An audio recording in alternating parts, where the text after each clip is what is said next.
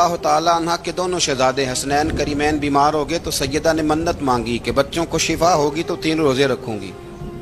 شفا ہو گئی، روزے بھی رکھ لیے. اور جب مولا علی شیر خدا روزہ رکھنے کے لیے بیدار ہوئے، سیدہ فاطمہ الزہرا بیدار ہوئی تو امام حسن اور حسین بھی اٹھ گئے. 7-8 سال کی عمر. اماں جی ہم نے بھی رکھنا ہے. صبح کھجور اور دودھ سے روزہ رکھ لیا گیا. عین افطاری کے وقت مولا علی کہتے ہیں فاقے چل رہے تھے، کہیں سے میں جون لایا تھوڑے سے. سیدہ فاطمہ الزہرا نے پیس کر روٹیاں پکائیں. وہ وقت جو بڑا مشکل ہوتا ہے افطار کا، کہتے ہیں اس وقت جب کھانے کے لیے بالکل ہاتھ آگے بڑھنے لگے اور امید تھی کہ ابھی سیدنا بلال اللہ اکبر کہیں گے تو روزہ کھلے گا، لیکن ابھی چند ہی منٹ رہتے تھے کہ دروازے پر ایک فقیر نے صدا دی. کہنے لگا سارے مدینے کے دروازے کھٹکھٹا آیا ہوں، قحط ہے، فاقہ ہے، اے رسول اللہ کے خاندان والو، میں یتیم ہوں. کسی نے بتایا ہے کہ اور کوئی دروازہ کھلے نہ کھلے سیدہ کا دروازہ تیرے لیے ضرور کھلے گا، کیا یتیم کو روٹی ملے گی؟ تو حضرت مولا علی نے بچوں کی طرف دیکھا ہی تھا کہ امام حسن ساری روٹیاں جا کے دروازے پہ دے آئے. کھجور اور پانی سے افطار ہو گیا. صبح پھر کھجور اور دودھ سے روزہ رکھا. امام راضی کہتے ہیں عین وہ وقت جب افطار کا ٹائم آیا تو پھر دروازے پہ کسی نے صدا دی. کہا رسول اللہ کے خاندان والوں میں مسکین ہوں، رات سے روٹی کھائی ہے، نہ صبح کھا سکا نہ دوپہر. کسی نے بتایا ہے کہ اس دروازے سے خالی کوئی نہیں جاتا. امام حسن نے پھر سارا لنگر اٹھایا اور پھر جا کے دے دیا. تیسرا دن پھر ہوا. مجھے لگتا ہے کہ جب افطار کا ٹائم آیا ہوگا نا تو یہ خود ہی سارے دروازے پہ دیکھتے ہوں گے، یہ کوئی آیا نہیں لینے والا ابھی تک. لگتا ہے کہ نظریں دروازے پہ تھیں. عین افطار کے وقت 3 روٹیاں جب جوں کی پک کے آئی تو ایک بھکاری نے صدا دی. کہنے لگا میں قیدی ہوں، آج ہی قید سے رہائی ملی ہے، پہلے دن کسی کے دروازے پہ صدا دی ہے روٹی ملے گی. امام حسن وہ کھانا دے کے واپس لوٹے. کھجور اور پانی سے افطار ہوا اور جیسے ہی مسجد نبوی میں تینوں باپ بیٹا نماز پڑھنے گئے تو مولا علی کہتے مجھے بتانا نہیں پڑا. رسول کریم نے میری طرف دیکھ کے فرمایا علی تیرا، فاطمہ کا، حسن اور حسین کا 3 دن والا عمل خدا کو بھی بڑا پسند آیا ہے اور محمد مصطفیٰ کو بھی بڑا پسند آیا ہے، بڑا پسندیدہ عمل. میں کہتا ہوں کہ حضرت فاطمہ نے نا ان کی تربیت پہلے ہی کر دی تھی 3 دن بغیر افطار کے روزہ رکھنے کی. وہ ٹریننگ گھر سے ہو چکی تھی. اب میدان کربلا میں 3 دن بھوکا پیاسا رہنا ان کے لیے مشکل نہیں تھا. حضرت جناب سیدہ زینب بنت ابی رافع کہتی ہیں کہ سیدہ فاطمہ الزہرا نا ایک دن اپنے دونوں شہزادوں کو لے کے، جب حضور کی طبیعت مبارک بظاہر علیل تھی جس میں حضور کا وصال ہوا، دونوں شہزادے لے کے سیدہ فاطمہ نبی کریم کی بارگاہ میں گئیں. کہنے لگی یا رسول اللہ میرے بچوں کو کچھ دیجئے. سیدہ پاک تو حضور اٹھ کے بیٹھ گئے. اس کندھے سے امام حسن کو لگایا اور اس سے امام حسین کو لگایا اور فرمایا فاطمہ یہ جو میرا حسن ہے نا اس کو میں اپنی ہیبت اور سرداری دیتا ہوں، اور فرمایا یہ جو میرا حسین ہے نا حسین کو میں اپنی جرت اور سخاوت دیتا ہوں. میرا حسین جرت مند ہوگا اور سخی ہوگا. داتا گانج بخش علی حجویری، امام الاولیاء، سید الاسفیاء، داتا صاحب کشف المعجوب میں فرماتے ہیں ایک دن نا امام حسین کے پاس ایک شخص آیا بڑی دور سے کچھ مانگنے کا، حضور کچھ دیجئے. وہ شخص کہتا ہے کہ میرا ظرف یہ تھا کہ 4-5 دینار ملیں گے. تو امام حسین فرمانے لگے تھوڑی دیر بیٹھ جا، رزق آ رہا ہے. تو امام حسین کو حکومت وقت کی طرف سے نا 5 تھیلیاں ملی جس میں ایک تھیلی میں 500 اشرفیاں تھیں. 5 تھیلیاں آئیں لیکن اس کو آنے میں نا ذرا دیر ہو گئی. وہ 5 تھیلیاں جب آئی نا تو امام حسین اس کی طرف 5 تھیلیاں بڑھا کے نا، ذرا دیکھنا میری طرف غور سے، 5 تھیلیاں بڑھا کے نا تو فرمانے لگے میاں جتنا تجھے انتظار کرایا نا اتنی ہم تیری حاجت پوری نہیں کر سکے. تو یہ نہ محسوس کرنا کہ حسین کے دروازے پہ بیٹھا بھی رہا ہوں تو ملا کیا ہے. یہ نہ محسوس کرنا. وہ شخص کہتا ہے جب میں نے وہ تھیلیاں کھولی اور پھر میری نظر امام حسین پہ پڑی تو میرے اندر سے آواز آئی اگر حسین ابن علی اتنے سخی ہیں تو محمد عربی کتنے سخی ہوں. اگر یہ معیار ان کا ہے، ان کا یہ معیار ہے اور خود بھیک دیں، خود ہی کہیں منگتے کا بھلا ہو. خود کہنے لگے جتنا انتظار کرایا ہے اتنی تیری مدد کر سکے. یہ سخاوت کا معیار تھا، یہ طریقہ تھا. ایک دفعہ سیدنا امام حسین رضی اللہ تعالیٰ عنہ کے گھر کے اندر 5000 دینار آئے. مسجد میں تھے، آپ کو 5000 دینار ملے تو امام زین العابدین کہتے ہیں کہ مسجد سے لے کر گھر آنے تک امام حسین نے 5000 اللہ کے رستے میں خیرات کر دی. فرماتے میں نے کہا ابا جی 5 دینار کی گھر میں ضرورت تھی. مالاں والے سخی نہیں ہوندے تے سخیاں کل مال نہیں ہوندا. ایتھے اوتھے دوویں جہانی سخی کنگال نہیں ہوندا. کہا ابا جی 5 دینار کی گھر میں ضرورت تھی. تو کہتے ہیں مجھے فرمانے لگے بیٹا یہ جن کو میں نے دیا ہے نا یہ گھر کے لیے ہی دیا ہے، یہ گھر کے لیے ہی دیا ہے. جن کو دیا ہے تمہارا کیا خیال ہے یہ باہر خرچ ہوا ہے؟ یہ گھر کے لیے ہی ہے. اس لیے کہ جب انسان دوسروں پر شفقت کرتا ہے تو اللہ اس کے گھر پہ رحمت فرماتا ہے. امام حسین کے مزاج میں پہلی بات میں نے ذوق عبادت کی عرض کی. دوسری بات عرض کر رہا ہوں کہ صحابہ حضرت اسامہ بن زید بڑے پیارے ہیں میرے نبی کریم کے، بڑے پیارے. حضرت اسامہ بن زید کے بارے میں سیدہ عائشہ صدیقہ فرماتی ہیں ان کے ناک سے اگر رینٹھ نکلتی تھی تو اللہ کے رسول اپنے دستے مبارک سے صاف کر دیتے تھے. اور سرکار فرماتے تھے کہ اگر اسامہ لڑکی ہوتا نا، ان کے غلام کے بیٹے تھے حضرت زید بن عار، اگر یہ لڑکی ہوتا میں اسے زیور پہناتا. بڑے پیارے تھے. لیکن جب ان کا آخری وقت آیا نا تو 60,000 دینار کا قرضہ تھا. رشتہ داروں سے کہا، دوستوں سے کہا، یاروں سے کہا، اور قرض ادا نہیں ہو رہا تھا. حضرت اسامہ بن زید کہتے ہیں بڑا پریشان تھا. جب حد ہو گئی نا تو حضرت اسامہ بن زید فرمانے لگے جاؤ کوئی حسین ابن علی کو خبر کرو، ان سے کہو میں نا غلام ہوں آپ کے نانا کا، مقروض دنیا سے چلا گیا تو کیا بنے گا. امام حسین کو خبر ملی تو دوڑے آئے. لاجپال اس پیر کو نہیں کہتے جو تگڑا نذرانہ لے کے تو ماتھا چوم لے. لاجپال تو اس کو کہتے ہیں کہ جب ضرورت پڑے تو وہ سر پہ موجود ہو. حضرت سیدنا امام حسین تشریف لائے تو جناب اسامہ بن زید رو پڑے. کہنے لگے حضور میں نے نا غلامی کی ہے آپ کے نانا کی، اور اس غلامی پہ ناز ہے. اب 60,000 دینار کا قرضہ لے کے دنیا سے جاؤں گا تو میری قبر پہ بوجھ رہے گا. امام حسین خادم کو بھی کہہ سکتے تھے جاؤ گھر پیسے پڑے ہیں لے آؤ. امام حسین خود گئے، چادر اوڑھ کے تو اس کی اوٹ میں بکل میں 60,000 دینار چھپا کے لائے اور جناب اسامہ بن زید کے سامنے رکھ کے کہنے لگے اسامہ یار پیسے رات کو ہی آئے تھے، میں سوچ رہا تھا مجھے تو ضرورت نہیں، اللہ نے کس کا نصیب میرے گھر میں بھیج دیا ہے، مجھے تو حاجت ہی نہیں تھی. اب پتہ چلا پیسے تیرے تھے، اللہ نے حسین کی ڈیوٹی لگائی ہے کہ جا کے دے آ. حضرت اسامہ بن زید رو پڑے، فرمانے لگے اللہ آپ کو بہترین صلہ عطا فرمائے. امام بڑا ہی پیار کرتے تھے. گھوڑے پہ جا رہے تھے، کچھ فقیر غریب لوگ بیٹھ کے روٹی کھا رہے تھے. کہاں رہے تھے؟ سڑک کے کنارے. تو امام زین العابدین فرماتے ہیں کہ جب امام حسین گزرے تو انہوں نے آواز دی حضور دل کرتا ہے ہمارے ساتھ بیٹھ کے روٹی کھائیں. کائنات کے مالک و مختار کے نواسے اور دنیا کے سب سے بڑے شہزادے گھوڑے سے اترے اور غریبوں کے ساتھ سڑک پہ بیٹھ گئے، روٹی کھانے لگے اور دیر تک کھاتے رہے. اور جب فارغ ہو گئے تو فرمانے لگے کھانے کی ضرورت بھی نہیں تھی، حاجت بھی نہیں تھی، پر تم نے آواز دی تو دل رکھنے کو بیٹھ گیا تھا، اگر اجازت دے تو چلا جاؤں. یہ مزاج تھا، یہ طبیعت تھی. آپ کے ایک بھائی ہیں چھوٹے حضرت محمد بن حنفیہ نام ہے، حضرت مولا علی شیر خدا رضی اللہ تعالیٰ عنہ کی دوسری بیوی سے. ایک دن حضرت امام حسین ان کے گھر میں بیٹھے تھے تو کسی بات میں نا اختلاف رائے ہو گیا تو امام علی مقام ناراض ہو گئے، فرمایا آج کے بعد تیرے گھر نہیں آؤں گا. رومال اٹھایا چلے گئے. لوگوں نے حضرت محمد بن حنفیہ رضی اللہ تعالیٰ عنہ سے کہا حسین تو ناراض ہو گئے کبھی نہیں آئیں گے. آپ فرمانے لگے بھائی تمہارا ہے کہ میرا؟ جی بھائی تو آپ کے ہیں. فرمایا اگر کہو تو چند منٹوں میں حسین واپس آئے. جناب ناراضگی ہو گئی ہے. فرمایا ناراضگی ہوئی ہے پر میں اس کے دل کی نرمی کو تو جانتا ہوں نا، اس کے مزاج کے اندر جو محبت ہے اس سے تو ابھی آئے. کہ جناب وہ کیسے؟ فرمانے لگے دیکھنا ذرا.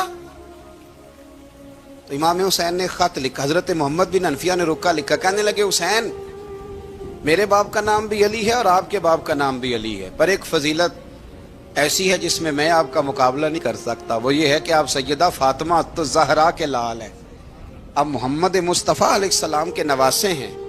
کہنے لگے بھائی جان، آپ نے نانا جان کی وہ حدیث تو سنی ہوگی کہ دو لوگ ناراض ہو جائیں تو جو صلح پہلے کرے جنت میں پہلے جائے گا۔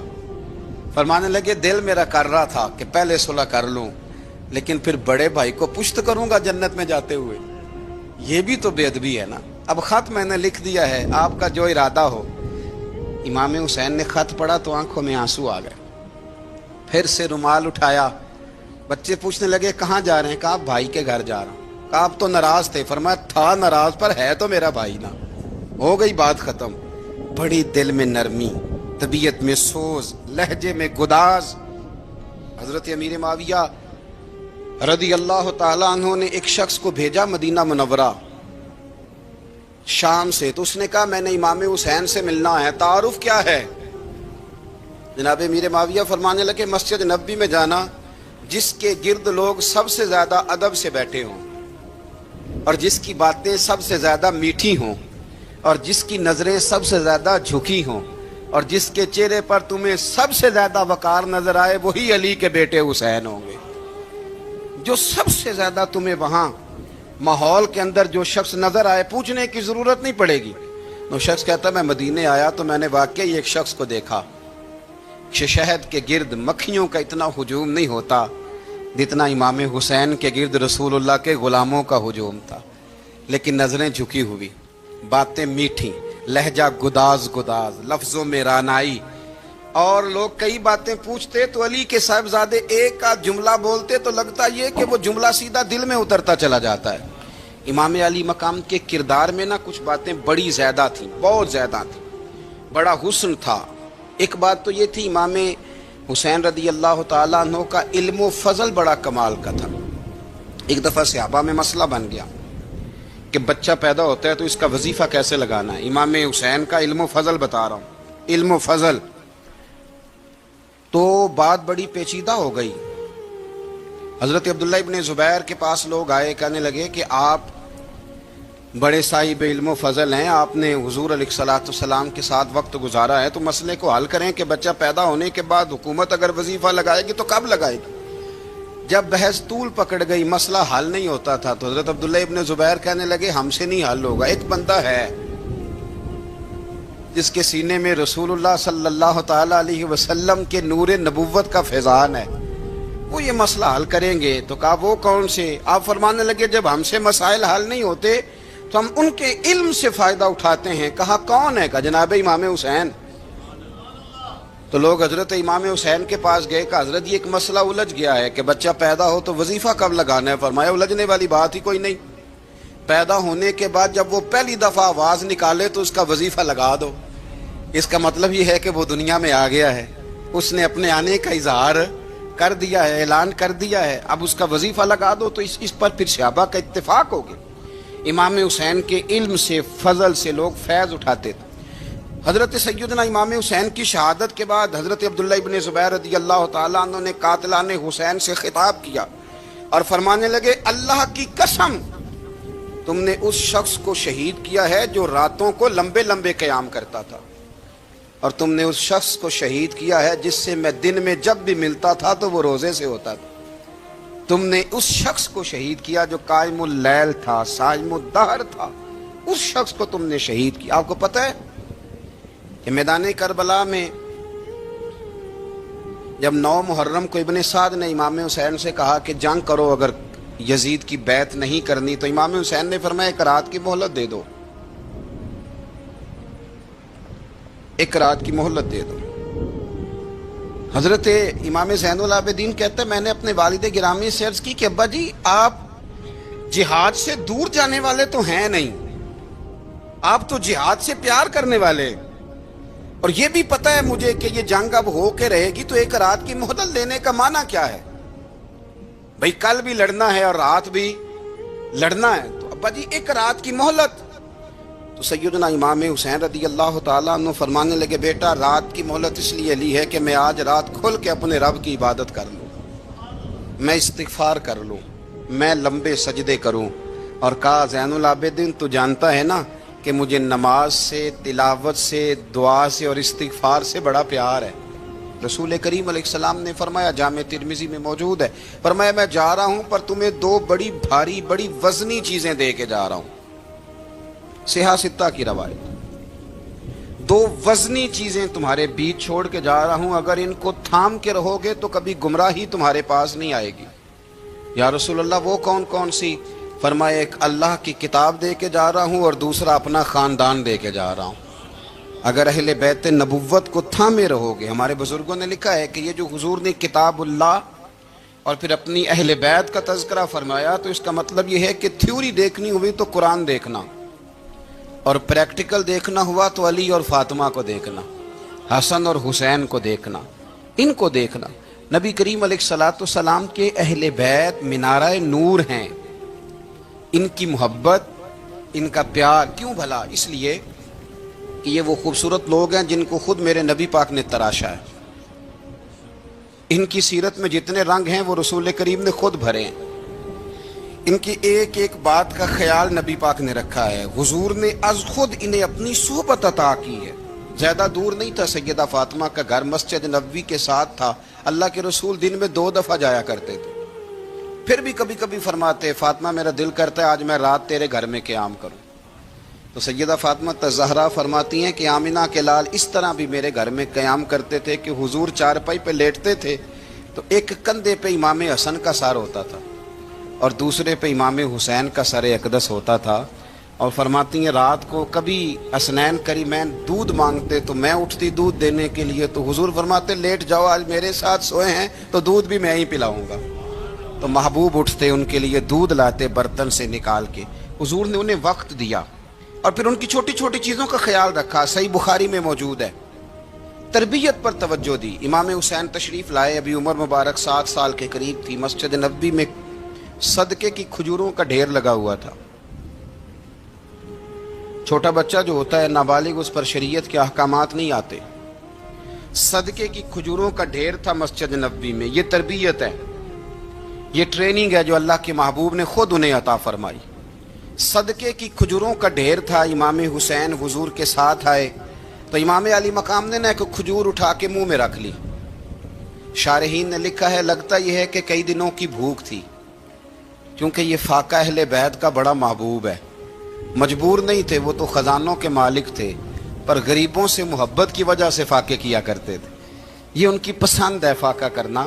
تو ایک کھجور امام علی مقام نے رکھ لی تو اللہ کے رسول نے گلے میں انگلی ڈال کے نکال دی، تو فرمایا حسین یہ صدقہ ہے، یہ میری اہل بیت کے لیے درست نہیں ہے۔ حضور نے خود تربیت کی، اور پھر سیدہ فاطمہ الزہرا نے اپنے بچوں کو تراشا، ان پر محنت کی۔ میں اکثر گزارش کرتا ہوں دوستوں سے، میں کہتا ہوں کربلا کا واقعہ کوئی حادثاتی نہیں ہے، اس کے پیچھے پوری ایک لاجک ہے، اس کے پیچھے پورا ایک فلسفہ ہے۔ ایسے ہی کوئی آدمی 3 دن بھوکا پیاسا رہ سکتا ہے؟ کسی آدمی کو صبح اس نے کھانا کھایا اور شام تک کھانا نہ ملے تو ٹانگیں کانپتی ہیں۔ رمضان المبارک میں عبادت کی نیت سے روزہ رکھنے والے بھی شام کو بڑے پریشان ہو جاتے، اور مسلسل 3 دن کھانا نہ کھایا جائے اور پانی نہ پیا جائے، اور حال یہ ہے کہ وہی آدمی تلوار لے کے میدان میں نکلے اور اس کی حالت یہ ہو کہ لوگ اس کے آگے دوڑنا شروع کر دیں، ہزاروں کی فوجیں تاب نہ لا سکیں۔ علی کا گھر بھی وہ گھر ہے کہ جس گھر کا ہر ایک بچہ جسے دیکھو وہی شیر خدا معلوم ہوتا ہے۔ یہ کوئی آسان ہے؟ اس کے پیچھے پوری ایک اس کے پیچھے فلسفہ ہے۔ امام راضی کی تفسیر کبیر دیکھیے گا، حضرت امام حسین کی وہ شخصیت تھی کہ مشکات میں حدیث ہے، نبی پاک صلی اللہ تعالی علیہ وسلم کی چچی جناب ام فضل صبح صبح گھبرائی حضور کی بارگاہ میں آئیں، عرض کی یا رسول اللہ صلی اللہ علیہ وسلم آج میں نے عجیب خواب دیکھا ہے، میں ڈر گئی ہوں۔ حضور نے فرمایا چچی کیا دیکھا؟ عرض کی حضور میں نے دیکھا ہے کہ آپ کے وجود کا گوشت کا ایک ٹکڑا کٹ کے میری جھولی میں آ گیا ہے۔ حضور یہ کیا ہے؟ تو محبوب خواب سن کے مسکرائے، فرمایا چچی یہ پریشانی والا خواب نہیں، یہ تو خوشی والا خواب ہے۔ اللہ فاطمہ کو بیٹا عطا کرے گا اور وہ تیری گود میں کھیلا کرے گا، چونکہ وہ میرے وجود کا ٹکڑا ہوگا، لہذا خواب تجھے یہ آئی ہے۔ تو امام حسین پیدا ہوئے، امام حسن کی عمر ابھی 11 مہینے تھی، تو نبی پاک نے امام حسین کو جناب ام فضل اپنی چچی کی گود میں دے دیا کہ فاطمہ کے لیے دونوں بچے سنبھالنا مشکل ہوگا۔ وہ خواب اس طرح پوری ہوئی، امام حسین سے حضور نے بڑا پیار کیا، بڑی محبت فرمائی نبی پاک سے۔ کچھ حدیثیں میں نے جمعے میں عرض کی تھیں، حضرت ابو ہریرہ رضی اللہ تعالیٰ عنہ کہتے ہیں یہ واحد بچہ تھا حضور کے گھرانے کا کہ میں نے دیکھا کہ نبی پاک صلی اللہ علیہ وسلم بیٹھے تھے تو یہ حضور سے کہہ رہے ہیں، نبی پاک سے، کہ نانا جی اٹھ کے کھڑے ہو۔ کہتے ہیں حضور کھڑے ہو گئے تو کہنے لگے میں نے آپ کے برابر جانا ہے۔ بچے جو مرضی ضد کر لیتے ہیں نا، قد چھوٹا تھا، عمر 7.5 سال تھی، کہنے لگے نانا میں نے برابر جانا ہے۔ تو نبی پاک صلی اللہ علیہ وسلم نے ہاتھ پکڑ لیے، فرمایا چل پھر ہو جا برابر۔ تو حضرت ابو ہریرہ کہتے ہیں انہوں نے، حضور نے ہاتھ پکڑے، اوپر کھینچا تو امام حسین نے پہلے اپنے پیر حضور کے گھٹنوں پہ رکھے، پھر نبی پاک کے سینے پہ رکھے، اور جب ان کا قد سر تھوڑا سا حضور سے اونچا ہو گیا تو محبوب فرمانے لگے چل بس کر، تو نے تو کہا تھا آپ کے برابر ہونا ہے، تو اوپر نکل گیا ہے، چل بس کر۔ فرماتے ہیں پھر امام حسین نے زبان باہر نکالی تو محبوب ان کی زبان چوسنے لگے، پھر ساتھ لٹا لیا اور انہیں سونگھنے لگے۔ تو میں نے عرض کی حضور آپ حسین کو سونگتے کیوں ہیں؟ تو فرمایا ابو ہریرہ مجھے حسین کے وجود سے جنت کی خوشبو آتی ہے، مجھے حسین کے وجود سے جنت کی۔ ایک دن حضور گزر رہے تھے، اصل اس طرح تھا کہ یہ نبی پاک کا حجرہ تھا، جن لوگوں کو اللہ نے مدینے کی زیارت کرائی ہے وہ جان سکتے ہیں، نبی پاک کا حجرہ تھا تو حضور کے حجرے کی اس جانب، یعنی مسجد کی جو بالکل سیدھ ہے اس کی بیک میں سیدہ فاطمہ رہتی تھی۔ تو حضور اکثر نہ نماز کے لیے جب نکلتے تو حضرت فاطمہ کے حجرے کے پاس سے ہو کر دوبارہ محراب میں جاتے۔ محبوب حجرے کے پاس سے گزرے تو امام حسین رو رہے تھے، تو حضرت فاطمہ نے کسی بات میں جھڑک دیا تو امام حسین رونے لگے۔ تو نبی پاک نماز کے لیے گئے تو واپس لوٹ آئے، اور واپس تشریف لا کے کہا فاطمہ حسین کو کیا ہوا؟ عرض کی یا رسول اللہ تنگ کر رہے تھے میں نے ڈانٹ دیا ہے۔ کیا خوبصورت جملے ہیں حدیث پاک میں۔ سرکار نے فرمایا فاطمہ اس کو حسین کو نہ رونے نہ دیا کر، یہ جب روتا ہے نا تو میرے دل کو تکلیف ہوتی ہے۔ تو بی بی صاحبہ کہتی ہیں یہ حکم آیا نبی پاک کا میرے نام، پھر میں نے ڈانٹنا چھوڑ دیا۔ یہ ان کے فضائل تھے، کم ان کی تربیت خود نبی پاک نے فرمائی۔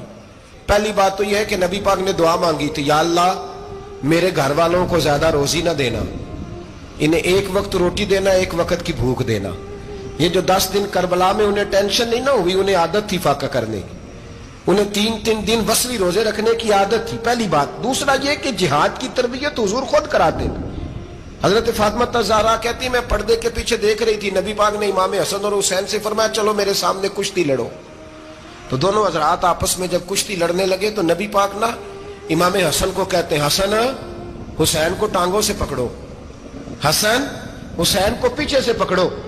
جب نبی پاک بار بار امام حسن کو بتا رہے تھے تو سیدہ پیچھے سے بول پڑی، کہنے لگی یا رسول اللہ آپ چھوٹے کو بتائے، آپ بڑے کو بتا رہے ہیں، بڑا تو پہلے 11 مہینے بڑا ہے تو آپ چھوٹے کو بتائے بڑے کو بتا رہے۔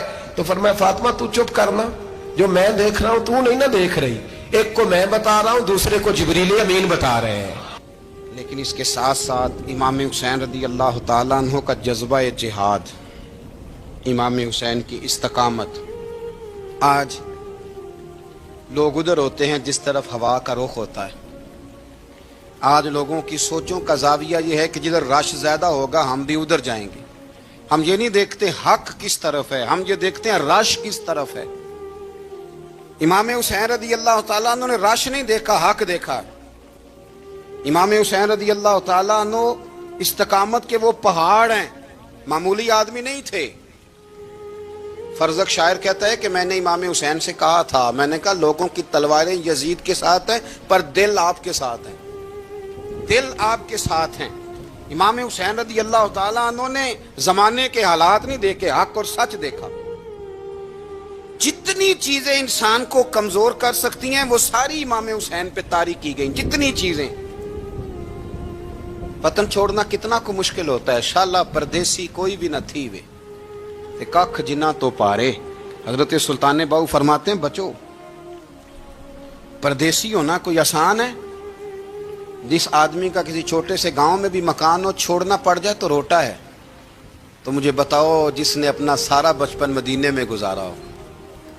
آج جو ایک ہفتہ مدینے رہ کے آتے ہیں ان سے واپس نکلنا مشکل ہوتا ہے، لیکن امام حسین حق کا رستہ تھا، وطن کی قربانی دی، اور معمولی وطن نہیں، مدینے جیسا وطن۔ اور جب کھڑے تھے نا امام حسین رضی اللہ تعالیٰ عنہ رجب میں نکل رہے تھے مدینے سے، تو کوئی شاعر کہتا ہے دور کھڑے ہو کے انہوں نے گویا کہا تھا، آقا تیرے کرم کے خزینے کی خیر ہو، میں جا رہا ہوں تیرے مدینے کی خیر ہو۔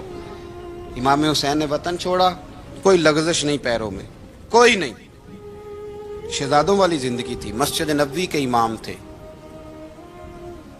نبی کریم علیہ السلام کے روضہ اطہر پر تشریف رکھتے تھے، زمانہ حیا کرتا تھا، شان و شوکت تھی، پر حق کے لیے چھوڑا، نکل کر خانقاہوں سے ادا کر رسم شبیری۔ اور پھر بڑا مشکل ہوتا ہے، جس شخص کے ساتھ بچے اور عورتیں ہوں وہ تو یہ کہہ کے لڑائی سے جان چھڑاتا ہے کہ میرے ساتھ فیملی ہے، نہ ہوتی تو تجھے بتاتا، پر امام حسین کو اولاد بھی کمزور نہیں کر سکی، عورتوں کا ساتھ ہونا کمزور نہیں کر سکا۔ پھر امام علی بھوک کتنا مشکل کام ہے، آج لوگ کہہ نہیں دیتے کہ میں تو اس لیے گناہ کرتا ہوں کہ رشوت اس لیے لے لیتا ہوں کہ بچے چھوٹے ہیں۔ 10 دنوں کی کم و بیش سفر، 3 دنوں کی بھوک اور پیاس، پر حق کے رستے میں امام حسین کو کوئی چیز کمزور نہیں کر سکی۔ اور پھر وہ جتنی باتیں لوگ کہہ سکتے تھے وہ ساری کہیں گئیں، ساری۔ اور آ کے عرض کرنے لگا حضور یہ کوئی معمولی دشمن نہیں، یہ وہ ظالم ہیں جو لاشوں پہ بھی گھوڑے دوڑا دیتے ہیں۔ تو امام علی مقام فرمانے لگے جو شہادت کا جذبہ لے کے نکلے وہ پھر انجام نہیں دیکھا کرتا، وہ انجام، وہ جتنی چیزیں جو استقامت کے رستے میں آ سکتی ہیں وہ ساری چیزیں رستے میں آئیں، پر امام علی مقام نے کسی چیز کی پرواہ نہیں کی۔ آج کا مسئلہ یہ ہے کہ آج لوگوں میں استقامت نہیں ہے، رات کو کچھ ہوتے ہیں، سویرے کچھ ہوتے ہیں، دوپہر کو کچھ ہوتے ہیں، شام کو کچھ ہوتے ہیں۔ ہمارا کل انداز تکلم کچھ اور ہوتا ہے، صبح کچھ اور ہوتا ہے۔ امام علی مقام میدان میں رہے، ایک میت گھر میں ہو جائے تو کئی دنوں تک آنکھ کھلتی نہیں، ہوش رہتا نہیں۔ سب سے زیادہ مصائب امام حسین نے دیکھے، سب سے زیادہ، اور گھوڑے پر بیٹھنے سے پہلے ساری تکلیفیں آپ دیکھ چکے تھے۔ باپ کا جنازہ اٹھانا آسان ہوتا ہے، بیٹے کا جنازہ اٹھانا بڑا مشکل ہوتا ہے، پر امام حسین نے بیٹوں کے جنازے اٹھائے۔ حضرت علی اصغر کی لاش کو امام حسین نے اپنے دست مبارک سے دفن کیا، اور جناب علی اکبر کی میت کو جب آپ اٹھا کے لا رہے تھے تو سیدہ زینب فرماتی ہیں کہ مجھے یوں کبھی لگتا تھا حسین کا قد بڑا ہے اور کبھی لگتا تھا علی اکبر کا قد بڑا ہے، اور فرماتی ہیں کہ پھر حضرت قاسم بن حسن کو بھی وہ اٹھا کے لائے، اور جناب عباس کے وجود سے الگ ہونے والے بازو انہوں نے لا کے حضرت عباس کے وجود کے ساتھ بھی رکھے۔ انہوں نے یہ سارا منظر دیکھا، لیکن جب حسین ابن علی اپنی دفعہ گھوڑے پہ سوار ہوئے تو لگتا یہ تھا کہ ان سے زیادہ بہادر کوئی نہیں۔ ایک جملہ بھی یزیدی فوج کے سامنے امام حسین نے کمزور نہیں کہا، ایک جملہ بھی، ایک فکرہ بھی کچا نہیں بولا، کہیں بھی کوئی منت نہیں کی، کسی جگہ بھی ان کے پائے استقلال میں کوئی لغزش نہیں آئی۔ جب لوگوں کو پتہ چل جائے کہ اب سامنے موت ہی موت ہے، سوائے اس کے چارہ کچھ بھی نہیں، تو بہت سا جو رخصت اور اجازت تو دین بھی دیتا ہے، پر امام حسین کسی جگہ کسی رخصت پر عمل کرتے نظر نہیں آتے، ڈٹ کے بات کی، ڈٹ کے۔ اور پھر جب میدان میں نکلے، اللہ اکبر، تو ابن سعد کہنے لگا کہ اگر 2 کر کے، ایک کر کے جاؤ گے تو یہ 45,000 کا لشکر سارا حسین کاٹ ڈالے گا، یک بارگی حملہ کرو گے تو بات۔ اتنی استقامت، اتنا۔ آج تو لوگ ڈپریشن کے مریض ہیں، آج تو لوگ ٹینشن کے مریض ہیں، ہر دوسری بات میں لوگ کہتے ہیں وہ بڑا، پر کس بات سے؟ مطلب کیا آپ نے زندگی میں صرف جاب نہیں مل رہی، صرف بیماری آ گئی، صرف خرچہ نہیں گھر میں بڑا، کس بات کا ڈپریشن؟